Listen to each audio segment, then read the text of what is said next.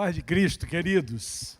Boa noite a todos. Que privilégio, que honra poder compartilhar a palavra com os irmãos aqui na nossa casa espiritual. Estava vindo para cá, pensando, irmãos, eu digo, poxa, é uma alegria. E falei para mim mesmo, mentira, não é.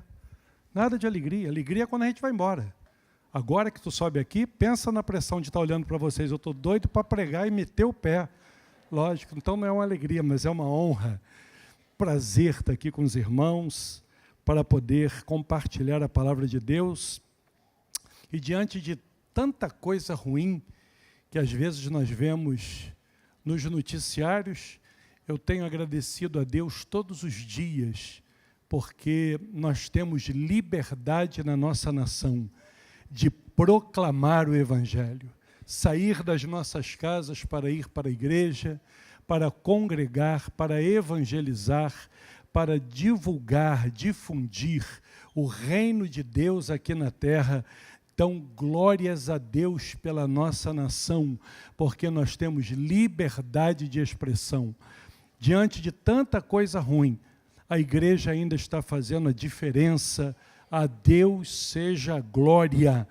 Queridos, deixo aqui a gratidão, pastor Silas Filho, pastor Odilton. Sempre digo, porque é isso que eu creio, nossa igreja é uma igreja de oportunidades.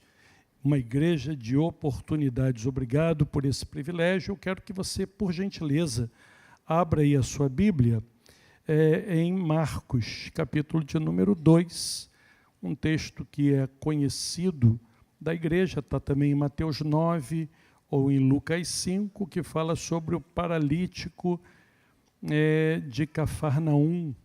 Algumas coisas, irmãos, que eu quero trazer dentro desse texto aqui para a nossa meditação, uma palavra devocional, como normalmente eu faço, tirar algumas coisas de dentro do texto aqui, aplicar à nossa vida, e depois vamos para os nossos lares, debaixo da bênção do Senhor. Marcos capítulo 2, a partir do versículo de número 1, nos diz assim: E alguns dias depois entrou outra vez em Cafarnaum, e soube-se que estava em casa.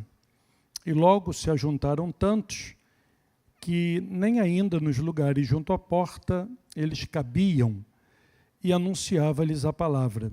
E vieram ter com ele, conduzindo um paralítico trazido por 4, e não podendo aproximar-se dele, por causa da multidão, descobriram o telhado onde estava e, fazendo um buraco, baixaram o leito em que jazia o paralítico. E Jesus, vendo-lhes a fé, disse ao paralítico: Filho, perdoados estão os teus pecados.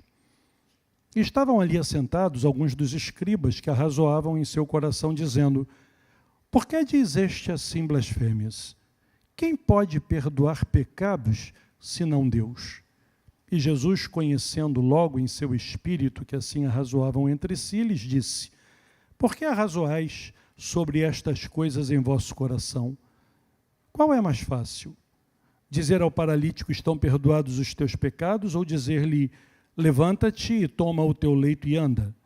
Ora, para que saibais que o Filho do Homem tem na terra poder para perdoar pecados, disse ao paralítico: a ti te digo, levanta-te e toma o teu leito e vai para a tua casa. E levantou-se, e tomando logo o leito, saiu em presença de todos, de sorte que todos se admiraram e glorificaram a Deus, dizendo: nunca tal vimos. Diga glória a Deus a essa palavra. Querido, se você quiser, se não for te incomodar, mantenha a sua Bíblia aberta. Quem sabe você tem aí o bom hábito de pontuar, sublinhar uma frase, escrever uma palavra. Eu vou ficar dentro desse texto aqui, e nessas primeiras considerações, o versículo de número 1 vai dizer que alguns dias depois entrou Jesus em Cafarnaum. Quanto tempo? Alguns dias. Quanto tempo levou para ele entrar? Alguns dias. Não diz de quando, mas alguns dias. até que ele pudesse entrar. Então, deixa eu liberar uma palavra sobre a tua vida.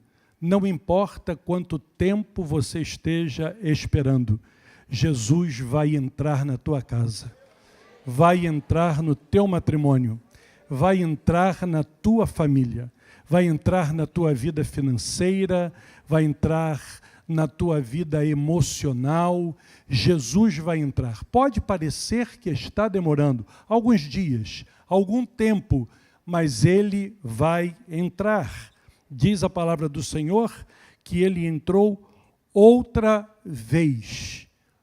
O Deus que nós servimos, o Cristo que nós pregamos, é um Cristo de segundas oportunidades. Ele vai voltar mais uma vez. Quem sabe você já jogou a toalha com relação a alguém dentro da tua casa, com relação a uma determinada situação. Haverá um novo tempo, uma nova oportunidade. Isso é fato. Agora eu quero chamar a tua atenção para o outro lado da moeda. Da mesma forma que ele entrou mais uma vez, uma outra vez em Cafarnaum, houve um dia que ele entrou em Cafarnaum pela última vez. E é possível que ele não tenha dito aos seus discípulos: vamos a Cafarnaum pela última vez, porque essa semana que vem, daqui a 10 dias, eu vou ser crucificado e vou começar a dar fim no meu ministério terreno. Não. Então, aproveite muito bem as oportunidades, porque nós nunca saberemos quando será a última vez. Qual foi a última vez que você saiu com aquelas pessoas? A última vez que você foi à praia com aqueles amigos? A última vez que você visitou aquela família? A última vez que você foi naquela igreja? A última vez que você visitou aquela família naquele bairro? A última vez que você fez uma determinada coisa? E normalmente nós não fazemos tendo a convicção de que é a última vez. Então, aproveite as oportunidades. Aproveite, porque Jesus ainda está passando, dando oportunidade para que nós possamos restaurar uma área, para que nós possamos começar um novo projeto, para que nós tiremos do papel aquilo que o Senhor já nos entregou há tanto tempo e nós estamos deixando em um segundo plano. Terceira coisa que eu vejo no texto é que soube-se que ele estava em casa. Deixa eu lhe dizer uma coisa. Ele não precisa fazer barulho. Quando Jesus está em casa, as pessoas sabem. A minha casa e a tua casa, elas expressam a presença de Jesus. Tem algo diferente. Eu estou falando aqui para uma igreja que é uma igreja de bairro. Boa parte das nossas igrejas estão aqui na comunidade. E nós poderíamos falar de algumas casas muito simples, espalhadas aqui na comunidade da Penha, de gente humilde, que o chão era de barro batido, mas quando você colocava o pé para dentro, havia um clima diferente. As pessoas subiam o morro, iam naquelas casas simples, que não tinha conforto, não tinha uma televisão de LED, não tinha uma sauna, não tinha nada disso. Simplesmente por causa da presença.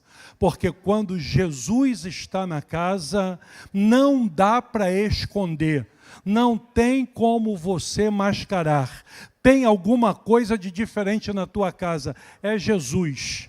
Necessariamente não é dinheiro, não é tecnologia, não, é Jesus. Quando Jesus está em casa, tem cura. Quando Jesus está em casa, tem paz. Quando Jesus está em casa, tem direção. Quando Jesus está em casa, tem conselho. Ninguém que entra numa casa que tem a presença de Jesus, sai de lá da forma como chegou. Jesus faz toda a diferença, bendito seja o seu nome. Diz também no versículo de número 2, que logo se ajuntaram tantos, que nem ainda nos lugares junto à porta cabia. E é Jesus que traz o povo. E aí eu falo também com os meus colegas, que estão dirigindo igreja, você que dirige trabalho, estratégia é muito bom. Uma boa rede de contatos também é muito importante.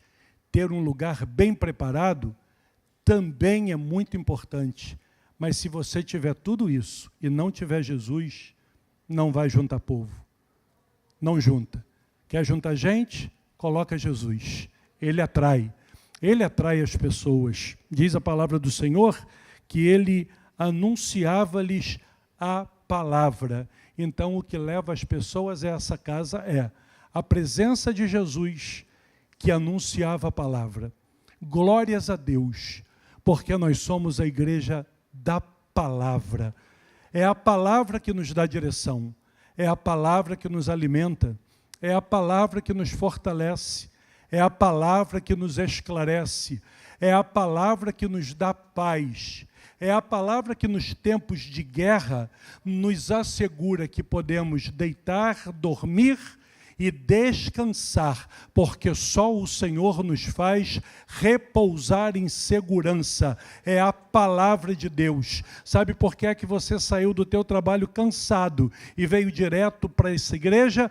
Porque você sabe que aqui tem palavra, a palavra que te alimenta. Se fosse apenas para ver uma pessoa, você marcaria no shopping, marcaria no fim de semana, marcaria na sua casa, na casa dele, mas você veio até aqui, porque você sabe que aqui tem palavra, e a palavra te dá direção, a palavra te fortalece, a palavra te aviva, a palavra te cura, a palavra traz esperança. Bendita seja a palavra do Senhor, bendita seja a palavra de Deus. Queridos, então, se tem a palavra, se tem a presença de Jesus, essa casa que a Bíblia, nem Mateus, nem Marcos, nem Lucas vão informar quem é o proprietário.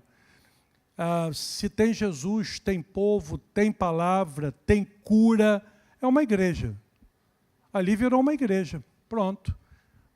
Tem todos os pré-requisitos para que haja ali uma igreja. Eles estão fazendo um culto de instrução, Jesus explanando a palavra e a palavra sendo seguida por milagres, por fatos concretos. E quando eu olho para essa cena, eu vou ver dentro dessa casa algumas pessoas que representam classes que estão dentro daquela igreja, dentro daquela casa. E que, se nós estendermos um paralelo, elas também estão dentro da nossa igreja, lá da igreja afiliada onde você congrega, onde eu congrego. Nós vamos ver aqui algumas dessas pessoas. No versículo 3, vai dizer que a esta casa é levada um paralítico. Igreja é lugar de pessoas enfermas. Eu não estou dizendo que quem está na igreja é enfermo. Eu estou afirmando que a igreja precisa estar sempre de portas abertas, porque é para cá que são trazidos os enfermos espirituais, os enfermos que estão presos a enfermidades na carne, na matéria, no espírito e na alma. Igreja é um hospital de Deus aqui na terra, e nós precisamos ter esse tipo de entendimento, porque doente, ele não reage como uma pessoa sã. Doente tem características que são próprias dele, ele vai agir de uma forma diferente. Mas foi Jesus que disse que da mesma forma que ele havia curado, que nós também curaríamos. Então, aproveite esse tempo de oportunidade e traga os enfermos para a casa do Senhor. E eu não estou falando apenas de enfermos. Pastor, então é lá no culto do sobrenatural. Não estou falando só desse tipo de enfermidade, não. Eu estou falando do pecado, a lepra da alma, que está levando pessoas para o inferno. Pastor, já tem dito que todo culto nessa igreja é um culto do amigo. É um culto da minha família, vai comigo. É a oportunidade que você tem de trazer uma pessoa para ouvir uma palavra que vai curar a alma dela. Ela está tentando ser sarada pelo trabalho. ela quer ser sarada por causa de esporte, ela quer ser sarada com a bebida, ela está querendo colocar drogas, amizades, pornografia, qualquer coisa, em um lugar que só cabe Deus. Ela está usando paliativos, mas eu e você, nós temos a cura, que é Cristo. É a palavra que lava, a palavra que liberta. Então, quando eu olho para essa casa, eu vejo que ela não é uma casa que é feita somente de pessoas sãs. Ela é uma casa que também tem a presença de pessoas enfermas. E eu sei que você conhece, e eu também conheço, um matrimônio doente, um marido doente, uma esposa doente, filhos doentes, pessoas que precisam de ter um encontro com esse Cristo que cura, com esse Cristo que liberta. Nós não tiramos o valor de uma casa de recuperação, mas somente Jesus pode libertar o homem daquilo que o aprisiona. Às vezes, uma casa de recuperação, ela pode ajudar num processo de libertação, mas se Jesus não entrar, aquela pessoa vai entrar e vai sair, vai entrar e vai sair, e vai morrer entrando e saindo sem ser liberto, porque o que liberta não é a casa, é o Cristo que nós servimos. Bendito seja o nome do Senhor. Tem solução para o teu esposo, para o filho, para a filha, para o teu primo, para o teu tio. Todo mundo já jogou a toalha, mas Jesus Cristo liberta, Jesus Cristo cura, Jesus Cristo transforma. Alguém já disse, é para a morte. Jesus está dizendo hoje, não é. É para o meu nome ser glorificado. Bendito seja o nome do Senhor. Igreja, lugar onde existem pessoas enfermas e pessoas que estão doentes, mas graças a Deus, irmãos, porque é também nessa casa ou na igreja que existe uma segunda classe de pessoas, que são aqueles que carregam o doente. A Bíblia vai dizer que 4 amigos levaram esse paralítico em uma maca, ele não podia andar. Então os amigos, crendo que Jesus poderia curá-lo, levaram esse amigo até Jesus. Deixa eu lhe dizer uma coisa, eu e você, que já fomos curados pelo Senhor, você que já teve o privilégio de ter tido um encontro com Cristo, você que está aqui nessa noite, passa por lutas, eu também. Você tem dificuldade em algumas áreas, e eu em outras. Todos nós estamos debaixo de pressão, em alguma área. Isso aí é normal. Mas se eu te perguntar como é que está o teu exame de saúde diante do Senhor, tu vai dizer, está 100%, pastor. Graças a Deus, nome escrito no livro da vida, passando aqui pelas lutas da vida, mas estou bem, saudável. Ou seja, se você é saudável, então você é a pessoa certa para carregar o doente, para carregar quem não é saudável. Porque tem gente que está me ouvindo aqui hoje, que hoje você carrega doente, mas houve um dia que você entrou aqui carregado. Você entrou numa igreja carregado. Alguém te levou para lá porque você precisava de socorro. Então, deixa eu te dizer uma coisa. Quem carrega doente precisa ter paciência. Porque, como eu disse, o doente ele não reage como reage uma pessoa saudável. O doente dói tudo mais. Tudo incomoda. Tudo enjoa ele mais. Ele está doente, ele está preso a um leito, a uma cama, ele está limitado, seus movimentos são mais curtos, ele depende de alguém para levar, de alguém para trazer. Se você não tiver paciência, você não pode transportar doente. Você tem que ter paciência para transportar doente. Deixa eu lhe dizer uma coisa, muitas das vezes, nós desistimos daquele doente lá da nossa rua, do doente lá do nosso trabalho, do doente lá do nosso prédio. Chega, já dei tanto convite para ele, coloquei o nome dele aqui no projeto 1 por 1, e o cara não quer nada, está doente. Está doente. Aquilo que chama a tua atenção e você come com prazer, ele olha, diz assim, eu estou sem apetite. Ele não reage como você reage. Então tenha paciência, convide mais uma vez, coloque o seu carro à disposição, Vá lá buscá-lo novamente. E se ele não aparecer, lembre-se, ele está doente. Semana que vem, volta de novo. Deus tem nos levantado como uma igreja de carregadores de doentes. Cada culto temático que o nosso pastor coloca aqui, na verdade, é um apelo para que nós que temos saúde possamos carregar alguém que precisa de ser carregado. Todos nós podemos pegar numa parte de uma maca, segurar numa cadeira para transportar alguém. Quanto vale uma vida, irmãos? Não desista, convide de novo, vá ao encontro dele. Ele faltou, é porque ele está doente, ele está enjoado, ele não tem vontade de sair, ele não tem vontade de vir à igreja, mas você já identificou que ele precisa de paciência, e Deus está te capacitando para que você tenha paciência, estratégia, para poder fazer esse doente caminhar, para que um dia ele saia curado. Escute, quanto tempo esse doente está nessa maca, eu não sei, mas uma coisa eu sei, em Marcos 2, ele entra doente e sai curado. Um dia esse cara que está te dando trabalho, essa amiga que está te perturbando, um dia ela entra carregada e sai andando.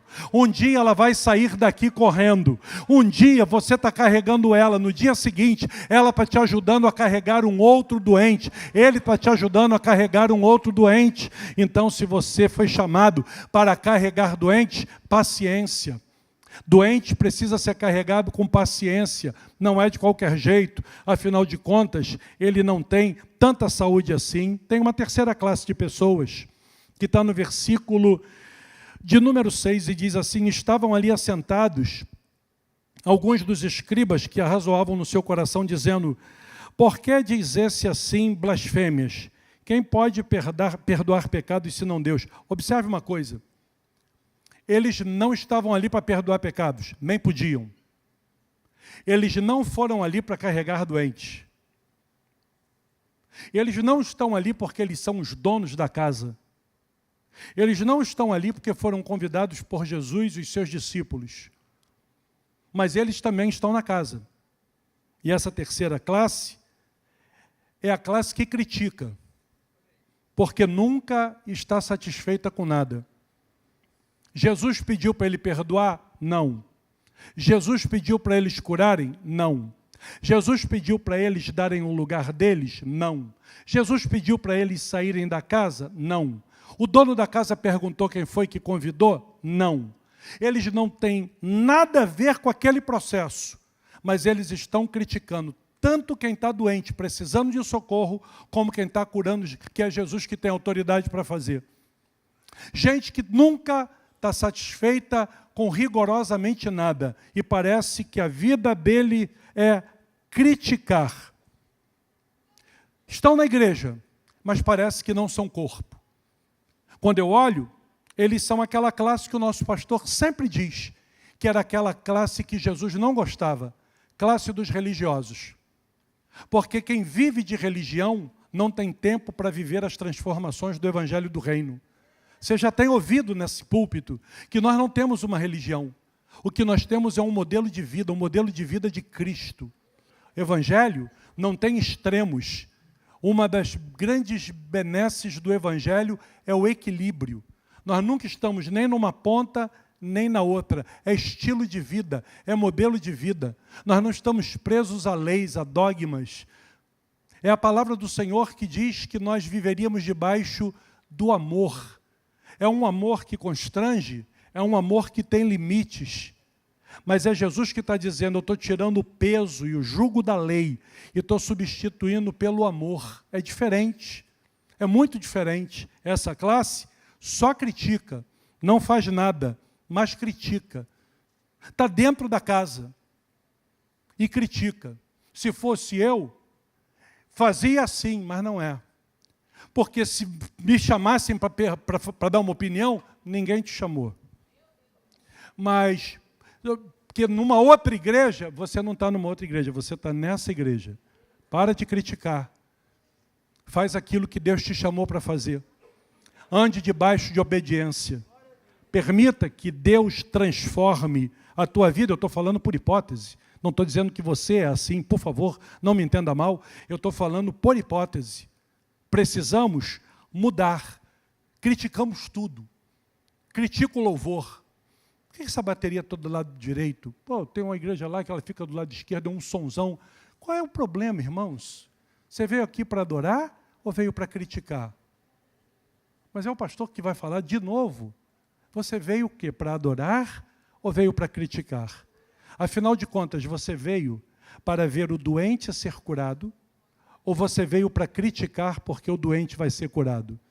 Porque hoje não é dia, essa não é a forma, quem é ele para perdoar pecado? E aí eu fico me lembrando de um moço que está na palavra do Senhor, ele é curado de uma cegueira. E aí essa mesma classe, talvez fosse parente deles, começa a inquirir os pais daquele moço. Mas foi Jesus? Foi assim? Ele era cego, não era cego? Mas ele via uma pontinha, ele via uma luzinha e piscava uma estrelinha. Ele falou, faz o seguinte, ele está aqui, ele já é adulto, e pergunta para ele, vem cá, foi Jesus que te curou? Peca, não peca? Faz, não faz? Ele falou, se é pecador eu não sei. Mas uma coisa eu sei é que eu era cego, agora eu vejo. Como foi? Não sei. Mas eu era cego e hoje eu vejo. Glorificado seja o nome do Senhor e que Deus sempre nos transforme em carregadores de marca, não em doentes, e jamais em pessoas que simplesmente criticam, porque nunca estão satisfeitos, não fazem, e criticam aqueles que estão fazendo. Tem uma quarta classe dentro desse texto, que está no versículo de número 2, e que diz assim, olha, e logo se ajuntaram tantos, que nem ainda nos lugares junto à porta cabiam, e anunciava-lhes a palavra. Jesus está dentro da casa, modelo de casa diferente, né, irmãos? Provavelmente uma porta só, modelo bem diferente do modelo que nós temos hoje no Ocidente, mais de 2000 anos depois. Esses que estão junto à porta não estão carregando doente. Os que estão junto à porta, talvez eles ouçam a palavra, talvez até com alguma dificuldade, porque não sabemos exatamente como era a configuração onde Jesus estava. Mas eles estão junto à porta, estão ali, entupindo a porta. Chegaram, encostaram, foram encostando, está aqui a porta. Quando chegam 4 amigos trazendo um paralítico, vão até a porta, não dá para passar. Por quê? Porque ali tem um grupo de pessoas que está num lugar onde não deveria estar. Por quê? Porque porta é lugar de passagem. Porta é o lugar onde as pessoas entram e saem. Mas eles estão ali, naquele lugar, aglomerado, amontoado. E não tem como passar com o paralítico. Eles estão ali, provavelmente até por curiosidade. Será que hoje vai ter comida? Será que Jesus vai multiplicar? Será que os donos da casa vão fazer um café? Será que ele vai curar? Será que alguém vai ser liberto de espírito maligno? O que é que vai acontecer? Curioso tem em toda parte. São aquelas pessoas que vão apenas para ver o que vai acontecer. Olha, vamos ter uma cantata no fim do ano. Você vai estar aí? Vou. Vai participar? Não. Nós vamos fazer um evangelismo, vamos varrer aqui essa região da Penha. Você vai estar aí no fim de semana tal? Vou. Você vai participar? Não.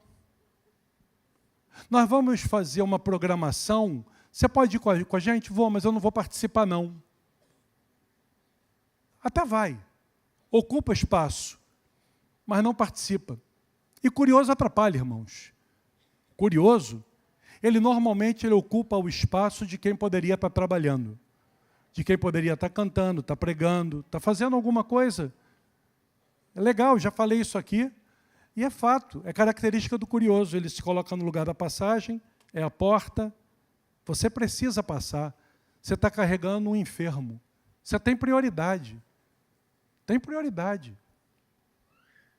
Dona Helena, minha mãe, precisou botar um marca-passo. E aí eu tive que fazer a transferência dela de uma emergência para um hospital na Tijuca. E nós fomos de ambulância. Eu amei aquilo.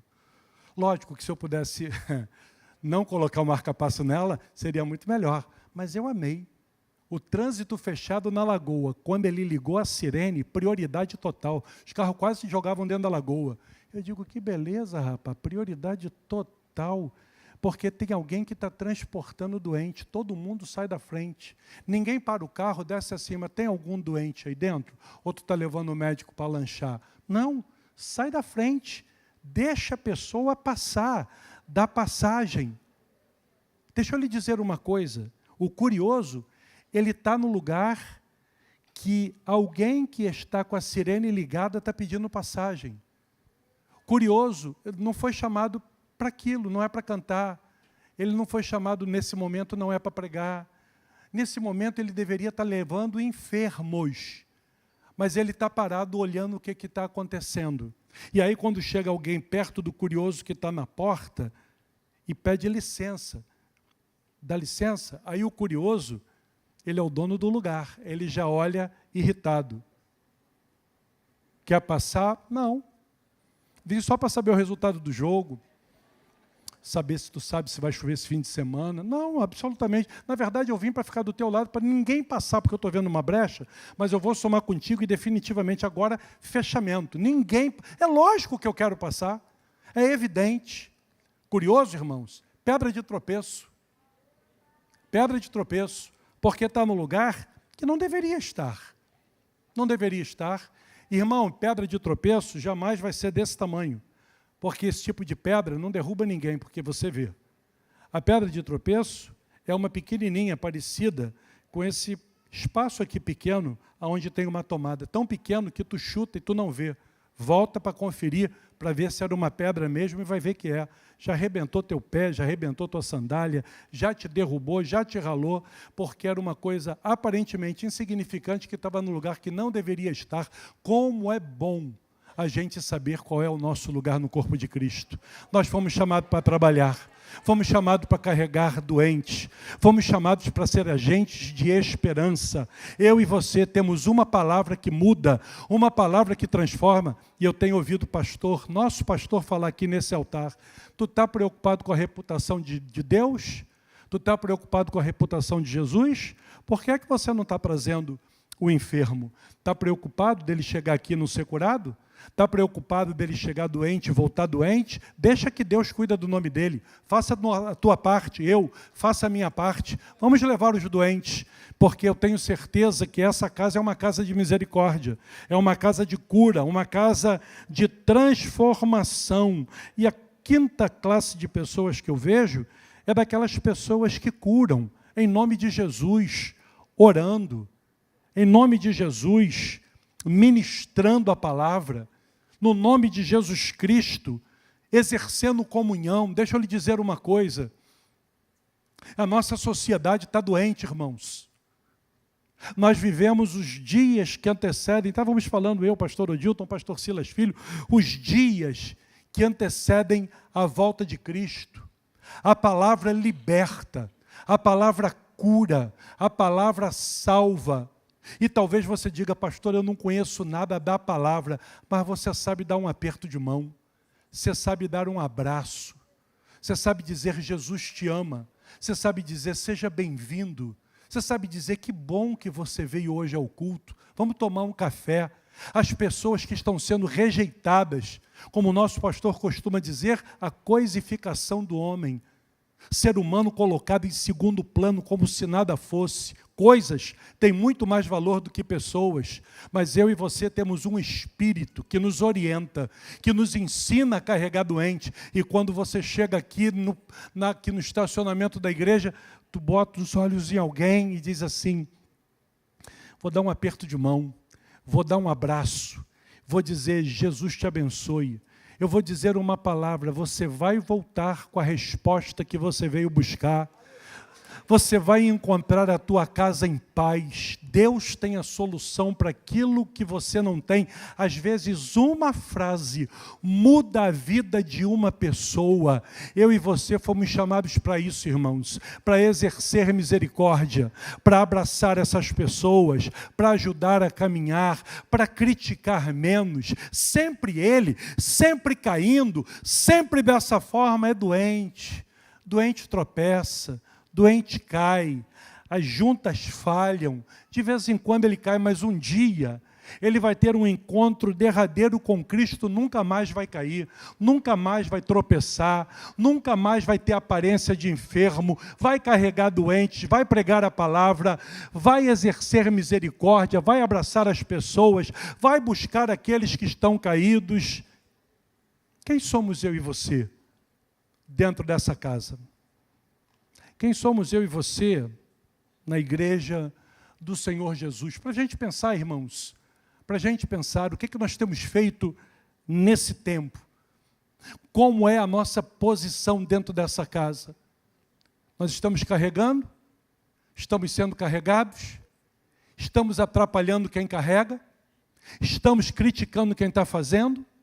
Ou somos os agentes da graça desse tempo, que tem uma palavra que transforma, que tem um modelo de vida que pode alcançar pessoas? Pessoas que estão me ouvindo agora e que sabem, não precisa da tua palavra, o teu modelo de vida. A presença de Jesus na tua casa já começa a sinalizar para os teus vizinhos: nós queremos uma casa parecida com a dele, uma casa parecida com a dela. Lá tem paz, lá tem harmonia, lá tem comunhão. Lá eles se gostam, se amam, se respeitam. Lá não tem escândalo. E quando precisamos de ajuda para alguém que está doente, nós já sabemos em que casa buscar. Lá sempre tem socorro. Lá sempre tem uma palavra. Que o Senhor abençoe a tua vida. Que o Senhor guarde você. Que nós possamos analisar a nossa pessoa dentro do reino. Quem nós somos na casa? Quem sabe você é o dono da casa. O dono da casa que recebe curiosos, que recebe doentes, que recebe toda classe de pessoas que vão ser transformadas pela palavra. Deus abençoe a sua casa. Deus abençoe seu matrimônio. Deus abençoe a sua família. Deus possa te transportar por um caminho de vitória. Que você faça diferença lá no prédio onde você mora, na rua onde você mora. Que Deus te ajude a fazer a diferença no teu local de trabalho. Às vezes com um sorriso, com um aperto de mão, que transmite Jesus para aquelas pessoas que não têm esperança. Deus abençoe a tua vida, no nome de Jesus.